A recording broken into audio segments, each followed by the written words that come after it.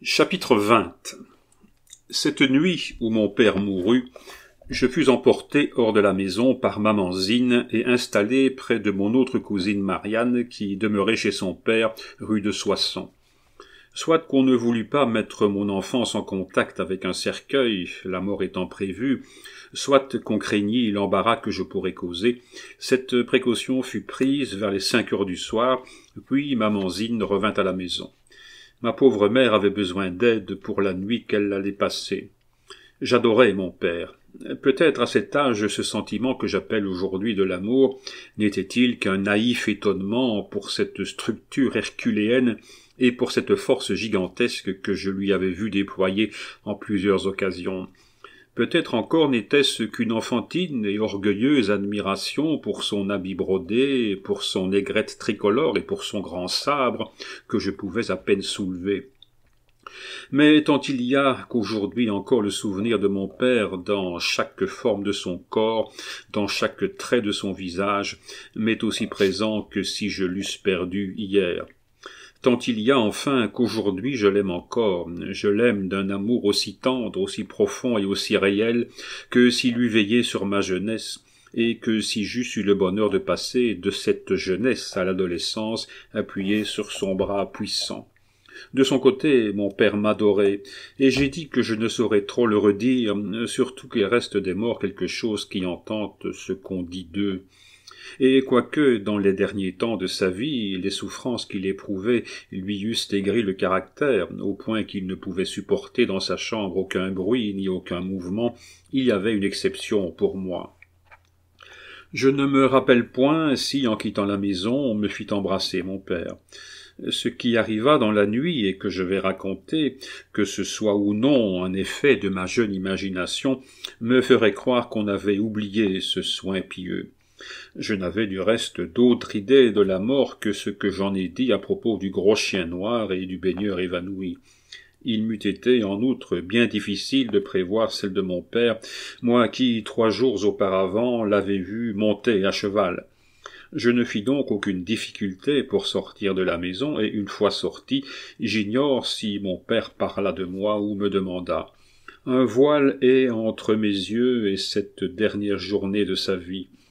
Je ne me souviens bien distinctement que du fait que je vais raconter et qui est resté dans tous ses détails parfaitement présent à ma pensée. On m'avait donc installé chez le père de mes 2 cousines. Ce brave homme était serrurier et se nommait Fortier. Il avait un frère curé de village. Je parlerai plus tard de ce frère qui était un type assez curieux. Je restai confié aux soins de ma cousine Marianne.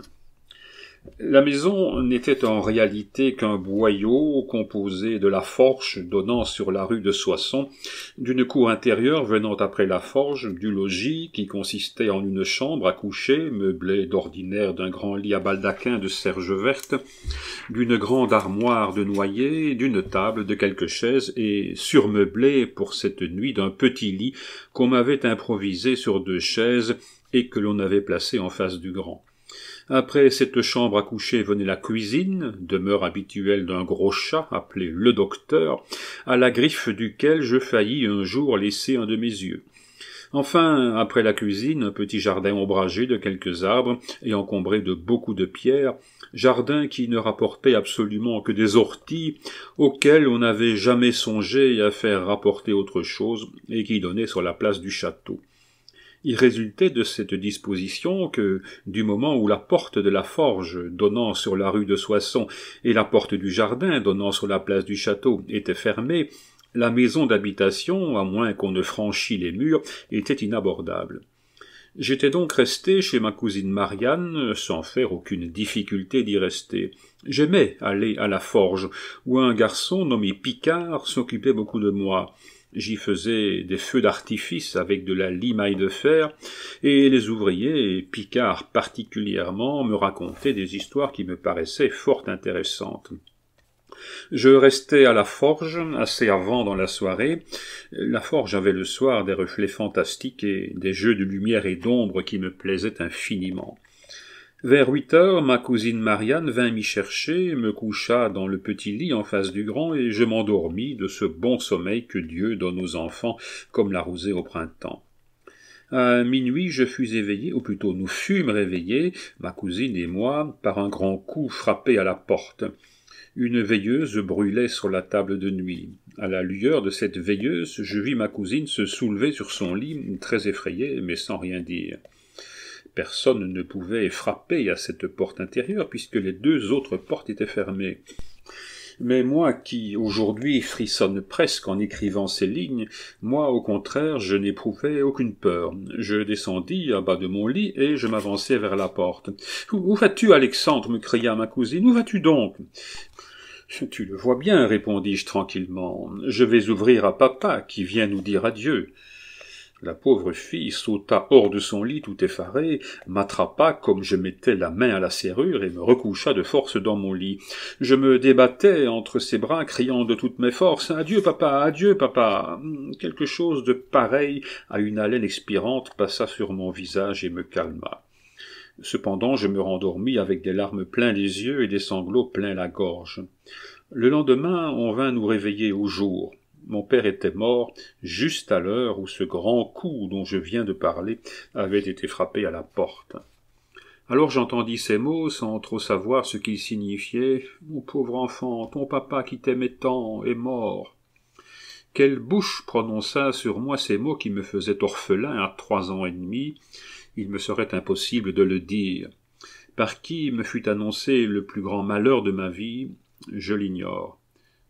Mon papa est mort, répliquai-je. Qu'est-ce que cela veut dire? Cela veut dire que tu ne le verras plus. Comment, je ne verrai plus papa? Non. Et pourquoi ne le verrai-je plus? Parce que le bon Dieu te l'a repris. Pour toujours? Pour toujours. Et vous dites que je ne le verrai plus? Plus jamais. Plus jamais, jamais? Plus jamais. Et où demeure-t-il, le bon Dieu? Il demeure au ciel. Je restai un instant pensif. Si enfant, si privé de raison que je fusse, je comprenais cependant que quelque chose de fatal venait de s'accomplir dans ma vie. Puis, profitant du premier moment où on cessa de faire attention à moi, je m'échappai de chez mon oncle et courus droit chez ma mère. Toutes les portes étaient ouvertes, tous les visages étaient effarés, on sentait que la mort était là. J'entrai donc sans que personne me vît ou me remarquât. Je gagnai une petite chambre où l'on enfermait les armes, je pris un fusil à un coup qui appartenait à mon père et que l'on m'avait souvent promis de me donner quand je serais grand. Puis, armé de ce fusil, je montai l'escalier. Au premier étage, je rencontrai ma mère sur le palier. Elle sortait de la chambre mortuaire, elle était tout en larmes. « Où vas-tu » me demanda-t-elle, étonnée de me voir là, quand elle me croyait chez mon oncle. « Je vais au ciel, répondis-je. »« Comment tu vas au ciel ?»« Oui, laisse-moi passer. »« Que vas-tu faire au ciel, mon pauvre enfant ?»« Je vais tuer le bon Dieu qui a tué papa. » Ma mère me saisit entre ses bras et me serrant à m'étouffer. « Oh, on ne dit pas ces choses-là, mon enfant, s'écria-t-elle, nous sommes déjà bien assez malheureux. » En effet, la mort de mon père, qui n'avait que 4000 francs de retraite, nous laissait sans autre fortune qu'une trentaine d'arpents de terre que possédait au village de Soucy mon grand-père maternel, encore vivant à cette époque. Il était bien dû à mon père, comme je l'ai dit, un arriéré de 28 500 francs pour sa solde de l'an 7 et de l'an 8, mais depuis notre voyage à Paris, une loi avait établi que l'arriéré ne serait payé qu'à partir de l'an 9. Quant à l'indemnité de 5000 francs due par le roi de Naples aux prisonniers français et exigée par Bonaparte, il n'en avait plus été question, et c'est pour cela sans doute que les Français venaient de s'emparer du royaume de Naples. Il est vrai qu'une maison et un beau jardin, situés sur la place de la Fontaine, devaient nous revenir un jour, mais en attendant, on en payait la rente viagère à un certain monsieur Harlay depuis 20 ans déjà. Au reste, le brave homme justifia jusqu'au bout le proverbe qui dit qu'une rente viagère est un brevet de longue vie pour celui à qui on la paie. Il mourut en 1817 à l'âge de 92 ou 93 ans. Nous avions à cette époque payé la maison et le jardin 4 fois sa valeur à peu près. Ainsi, outre cette pertimence que nous faisions, moi d'un père, ma mère d'un mari, ma mère et moi perdions encore, ma mère toutes ses ressources, moi cet avenir que la présence d'un père crée seul à son fils. Marat et Brune essayèrent alors, Brune chaudement, Murat timidement, de tenir à ma mère et moi la promesse qu'ils avaient faite à mon père. Mais tout fut inutile. Napoléon n'oublia jamais cette réunion qui avait eu lieu chez mon père à la 3e journée de route entre Alexandrie et Le Caire, et ma mère, victime bien innocente des sentiments républicains de mon père, ne put de celui qui s'était offert à être mon parrain avant que je fusse né, obtenir, quoique veuve d'un officier général ayant commandé en chef 3 armées, la plus petite pension. Ce ne fut pas tout. La haine de Napoléon, après avoir frappé mon père dans sa fortune, essaya de le frapper dans sa gloire.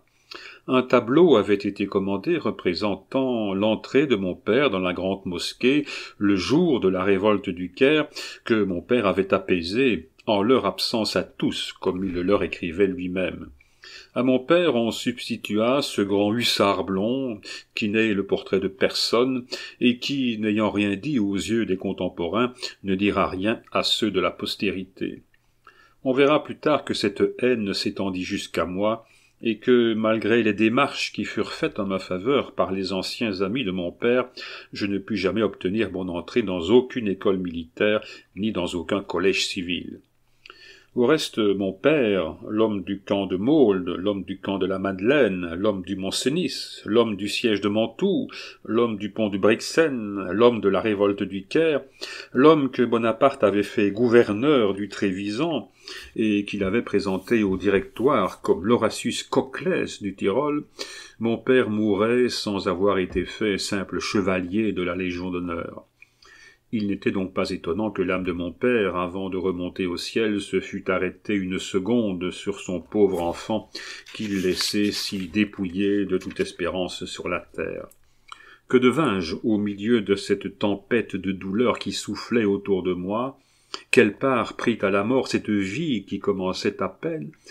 C'est ce que j'ignore complètement. Je ne me souviens que du moment où ma mère me prit dans ses bras, comme je l'ai dit, et m'emporta.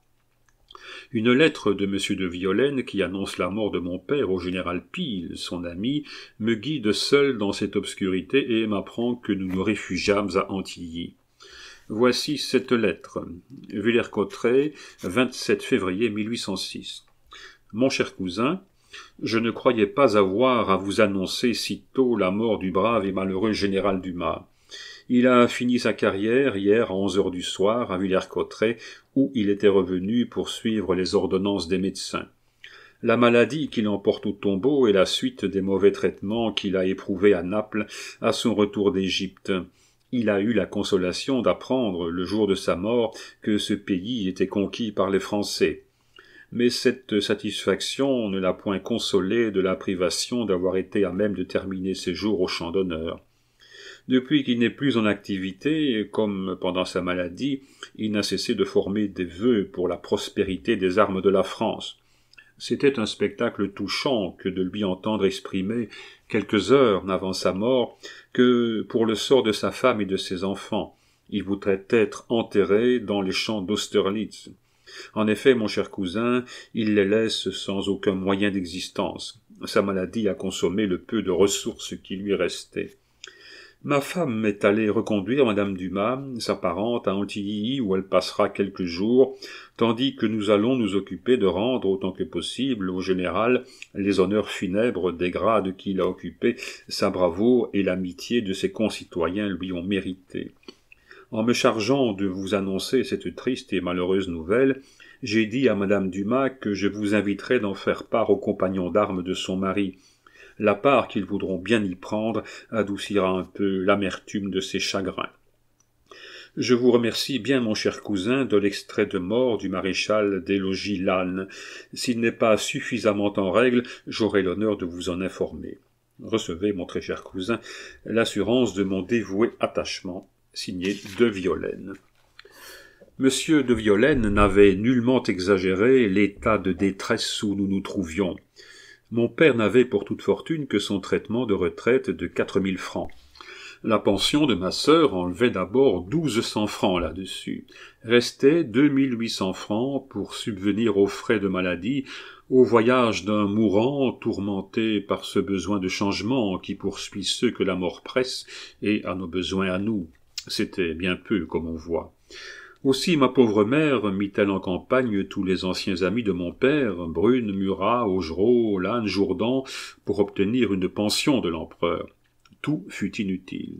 Les instances les plus pressantes allèrent se briser contre cette haine étrange, et, fatigué d'entendre répéter un nom qui n'était déjà plus qu'un souvenir, Napoléon s'emporta jusqu'à dire à Brune, le plus ardent de nos solliciteurs, « Je vous défends de jamais me parler de cet homme-là ». Cependant, ma mère ne pouvait croire que, veuve d'un homme qui avait commandé en chef 3 armées, qui avait été sous les drapeaux pendant 20 ans, à qui ses campagnes faisaient 44 ans de service, quoiqu'il n'eût que 41 ans d'âge, ma mère ne pouvait croire que cette pauvre veuve n'eût pas droit de demander à la France une pension, un secours, un morceau de pain. Une lettre de Jourdan vint lui enlever tout espoir et lui apprendre qu'il ne fallait plus rien attendre que de Dieu. Voici cette lettre. On ne croirait pas, si je racontais purement et simplement, on ne croirait pas que, dans le temps de splendeur guerrière, quand Napoléon, installé dans le palais des rois de France, remuait plus de millions qui n'en avaient jamais remué Louis XIV, on ne croirait pas que ce conquérant, ce vainqueur, ce César, cet Auguste, qui posait son pied sur l'Europe et étendait sa main sur le monde, laissa sciemment mourir de faim la femme et les enfants de celui qui avait pris le Mont-Cenis, fait capituler Mantoue, forcé les gorges du Tyrol et apaisé la révolte du Caire. Mais comme il faut qu'on le croie, sire, je citerai la lettre de Jourdan, dut-elle faire tache au manteau impérial de votre majesté. Naples, 28 avril 1806. Madame, j'ai l'honneur de vous prévenir que je viens de recevoir de son Excellence le ministre de la Guerre une réponse à la lettre que je lui avais écrite en votre faveur. Il m'annonce avec regret que vous ne pouvez obtenir aucune pension, que la loi du 8 Floréal an 11 ne permet d'en accorder qu'aux veuves de militaires tués dans les combats ou morts dans les 6 mois des blessures qu'ils y ont reçues, et que le général Dumas n'était point en activité de service au moment de son décès. Il ne vous reste donc, madame, d'autre moyen de réussir que celui de vous présenter vous-même à Sa Majesté l'Empereur et de solliciter ses bienfaits. J'ai l'honneur de vous saluer, madame, avec la plus parfaite considération, le maréchal Jourdan. C'était en effet un moyen. Ma mère partit pour Paris afin de se présenter elle-même à Sa Majesté l'Empereur et de solliciter ses bienfaits. Mais Sa Majesté l'Empereur lui refusa l'audience qu'elle demandait, et elle revint à Villers-Cotterêts plus pauvre de l'argent qu'elle avait dépensé dans son voyage. Sire, vous êtes peut-être Hannibal, vous êtes peut-être César, vous êtes peut-être Octave. La postérité, qui n'est pas encore venue pour vous, ou qui peut-être est venue trop tôt, en décidera. Mais, à coup sûr, vous n'êtes pas Auguste.